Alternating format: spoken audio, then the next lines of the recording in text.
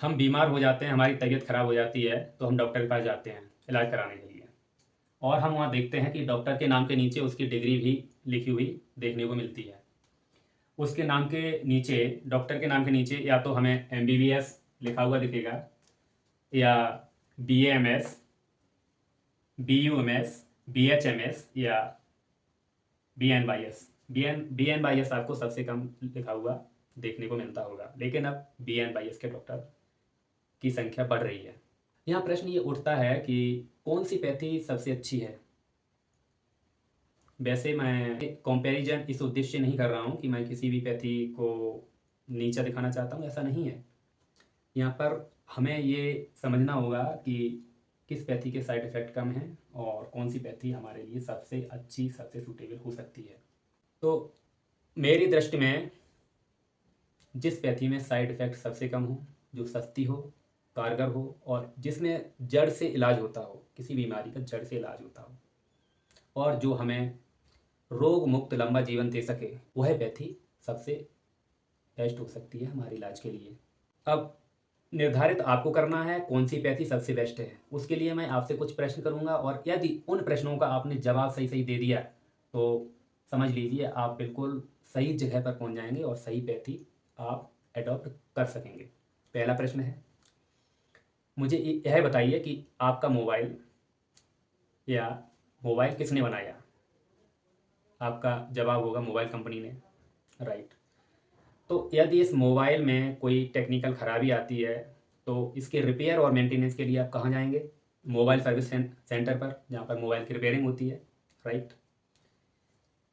दूसरा प्रश्न, आपके कपड़े अर्थात पैंट शर्ट किसने बनाया है? दर्जी ने, राइट। तो यदि इसमें कोई खराबी आती है, कोई प्रॉब्लम आती है, जैसे कि चेन फेल हो गई, तो इसके रिपेयर मेंटेनेंस के लिए आप कहाँ जाएंगे? दर्जी के पास जाएंगे या हलवाई के पास जाएंगे? जस्ट जोकिंग, दर्जी के पास, राइट। क्योंकि दर्जी के पास बहुत सारे एसेसरीज उपलब्ध हैं जो उसने आपके ड्रेस में, पैंट शर्ट बनाने में यूज किए हैं, वो उसके पास स्पेयर्स उपलब्ध हैं।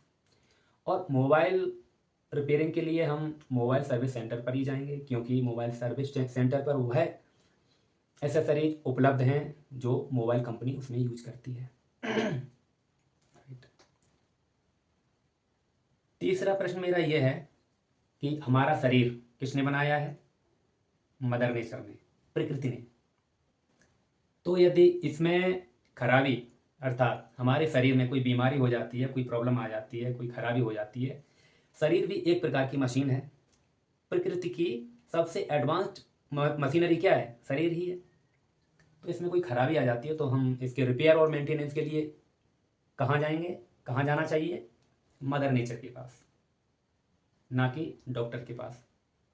डॉक्टर के पास जाएंगे लेकिन हमारा जो अंतिम लक्ष्य है मदर नेचर है। डॉक्टर एक माध्यम हो सकता है मदर नेचर के पास ले जाने के लिए। डॉक्टर आपको मदर नेचर से, प्रकृति से रूबरू कराएगा, प्रकृति का साक्षात्कार कराएगा आपके रोग के निदान करने के लिए। अब यहाँ पर यह बात समझने वाली है कि जैसे मोबाइल रिपेयरिंग के लिए उसके spare part mobile service centre पर मिलते हैं, वैसे ही हमारे शरीर के सारे spares, I am not talking about organs, I am talking about natural compounds, okay.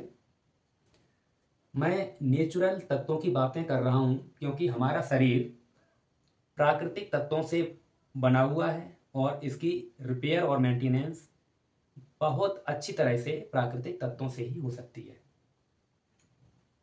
जिनका साइड इफेक्ट ना के बराबर होता है और जिनसे किसी बीमारी का इलाज 100% जड़ से होता है, हमेशा के लिए ख़त्म होता है। यहाँ तक कि एलोपैथी वाले डॉक्टर भी नेचुरोपैथी के बहुत सारे कंसेप्ट का यूज करके लाइलाज बीमारियों का इलाज करते हैं। उदाहरण के लिए कई बार आपने देखा होगा डॉक्टर्स आइस पैक का आपको सजेशन देते हैं। बर्फ़ को एक कपड़े में लिपेट कर शरीर के किसी हिस्से में उसकी सिकाई करने के लिए बोलते हैं। ये एक नेचुरोपैथी का कंसेप्ट है। कभी कभी छोटे बच्चों को आपने न्यू नेटल केयर में फोटोथेरेपी लेते हुए देखा होगा, एक चैम्बर होता है कांच का, उसके अंदर ऊपर से नीले रंग की लाइट जलती हुई होती है और बच्चा लेटा हुआ रहता है, उसकी आंखों पर पट्टी होती है। वह एक्चुअली जो फोटोथेरेपी का कंसेप्ट है वो नेचुरोपैथी से ही लिया गया है। ऐसे बहुत सारे कंसेप्ट हैं जो एलोपैथी में यूज किए जाते हैं। हालांकि इन नेचुरोपैथी का कंसेप्ट इतना कारगर है, इतना सफल है, तो फिर इसको प्रमोट क्यों नहीं किया गया? इस पर एक प्रश्न खड़ा होता है कि नेचुरोपैथी इतनी अच्छी है, इतनी ही अच्छी है, तो इसको बढ़ावा क्यों नहीं दिया जाता? इस पर भी मैं आपसे एक प्रश्न पूछूंगा और उसका आप जवाब देंगे और आप समझ जाएंगे। आपने बहुत प्रकार के कोल्ड ड्रिंक्स, तमाम रंग बिरंगी बोतलें, उनका प्रचार होते हुए, प्रमोशन होते हुए टेलीविज़न पर देखा होगा, समाचार पत्रों के माध्यम से देखा होगा। बहुत सारे शहरों में बड़े बड़े बैनर्स लगे रहते हैं, दुकान, बड़े बड़े शोरूम्स के ऊपर उनके पोस्टर लगे रहते हैं कोल्ड ड्रिंक्स के। क्या आपने कभी नींबू पानी का प्रचार टेलीविज़न पर आते हुए देखा है? नहीं ना। क्या आपने ठंडी छाछ का प्रचार टेलीविज़न पर देखा है? नहीं ना। क्या आपने ताजे गन्ने के रस का प्रचार टेलीविज़न पर देखा है? नहीं ना। जबकि उन कोल्ड ड्रिंक से जो इतने लाखों करोड़ों रुपया देकर के टेलीविज़न पर उनका प्रचार कराया जाता है, उन कोल्ड ड्रिंक से ये गन्ने का रस, ये छाछ और ये नींबू पानी ताज़ा, ये कई गुना ज़्यादा स्वास्थ्य के लिए लाभदायक है, फिर भी इसको प्रमोट नहीं किया जाता। क्यों? क्योंकि इसमें कुछ पैसा मिलने वाला नहीं है।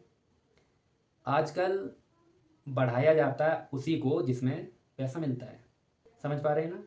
वैसे नेचुरोपैथी में नेचुरल कंपोनेंट्स का उपयोग करके इलाज किया जाता है, तो इसमें पैसा ज़्यादा मिलने वाला नहीं है।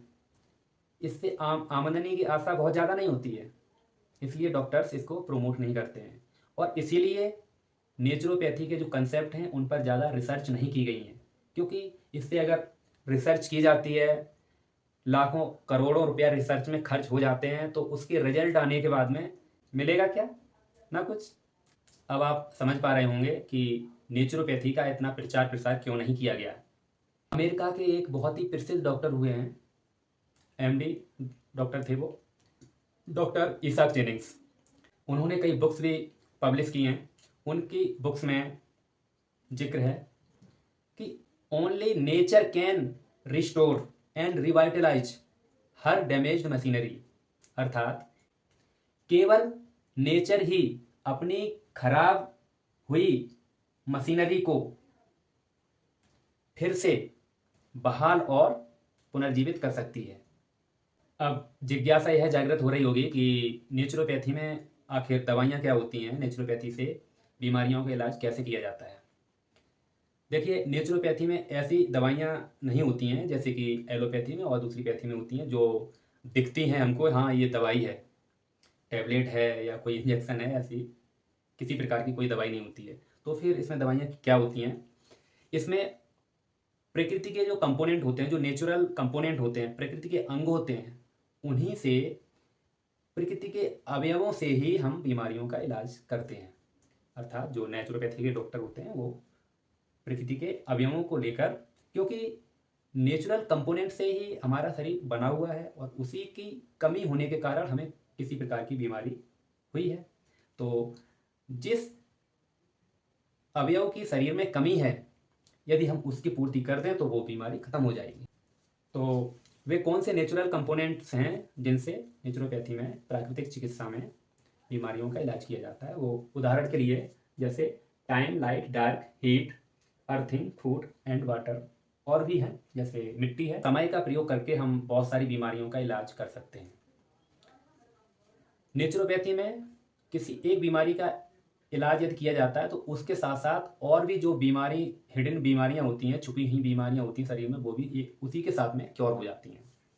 तो जैसे समय का उपयोग हम कैसे करते हैं नेचुरोपैथी में?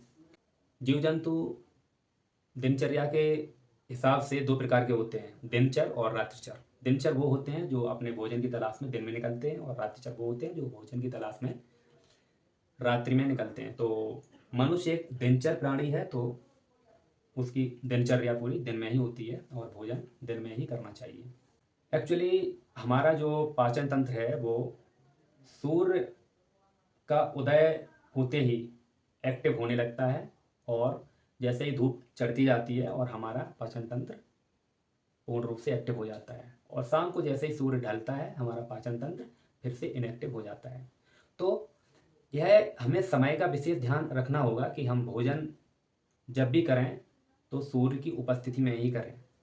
जो उसके मस्तिष्क के अंदर एक ग्रंथि होती है, पीनियल ग्रंथि, पीनियल ग्लैंड, उससे कंट्रोल होती है यह बायोलॉजिकल क्लॉक।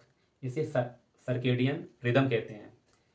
इस बायोलॉजिकल क्लॉक एक ये मैकेनिज्म है, इससे 24 घंटे की जो क्रियाओं में 24 घंटे की जीवधारी की जो क्रियाएं हैं उसमें चढ़ाव उतार होता है, उसको सर्केडियन रिदम कहते हैं। इस पर रिसर्च हुई है, यह एक साइंस है, और इसके लिए नोबेल पुरस्कार भी दिया जा चुका है 2017 में। तो इस सर्केडियन क्लॉक के कंट्रोल में हमारे शरीर की सारी क्रियाएं कार्यान्वित होती हैं। कब हमको जागना है, कब हमको खाना है, कब हमको पीना है, कब हमारा पाचन तंत्र एक्टिव रहेगा, कब पाचन तंत्र इनएक्टिव रहेगा, और किडनी की क्रियाशीलता किस समय सबसे ज़्यादा फास्ट रहेगी। हमारे ब्लड प्रेशर में जो चढ़ाव उतार देखने को मिलता है वो भी सर्केडियन क्लॉक का ही एक परिणाम होता है। तो हमें अपने भोजन का विशेष ध्यान रखना चाहिए कि यदि हम सूर्योदय के बाद खाएंगे और सूर्यास्त के बाद कुछ नहीं खाएंगे, केवल पानी पी सकते हैं, तो इससे हमारी काफ़ी बीमारियां क्योर हो जाएंगी।